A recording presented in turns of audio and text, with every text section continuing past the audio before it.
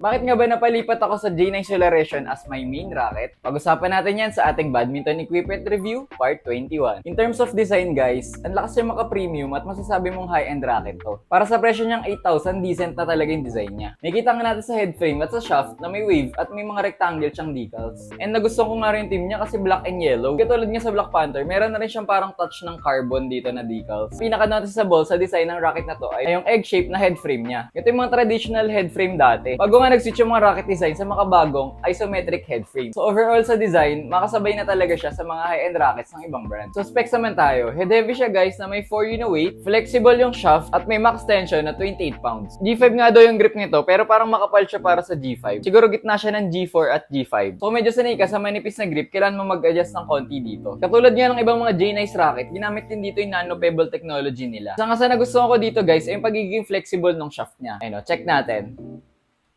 Size ng shaft nito guys ay 7.5.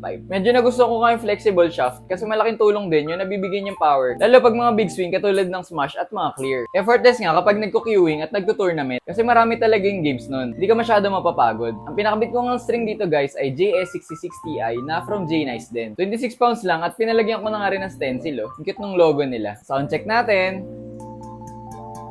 Sa mga na-curious nga saan makabili ng mga J-Nice rackets at J-Nice strings, meron tayo niyan sa Smash X by Ransel Alba. Or kung di nyo makita, ilalagay ko na lang sa first comment ko. Unang gamit ko pa nga lang sa racket na to, swak na talaga siya sa playstyle ko. Isa nga to sa mga pinakamatagal ko ng main racket ngayon. Kasi ang sarap niya talaga gamitin, mapa singles or doubles. Minsan nga kahit off days ko, ito pa rin yung racket na ginagamit ko. Ang dali niya kasi talagang gamitin eh, laki talagang tulong ng flexible shaft. Di man siya kasing bilis ng mga Black Panther. Pero pag pinalo mo to ng full swing, baon na baon talaga. Overall, super recommended tong racket na to. Lalo kung naghahanap ka ng racket na very easy to use. Kasi ang galing kahit wala akong backhand, nakapag-clear ako dito. So overall nga guys, kaya ito na yung naging main racket ko kasi ang dali niyang gamitin. Sa other term nga, very user-friendly. Kung nakita nyo yung mga recent post, ito yung racket na ginamit ko sa mga past tournaments na nakachamba ako. Kaya sure na recommendable ang performance nito. Anong rackets from J-Nice ang gusto nyong i-review natin sa susunod? Comment down below!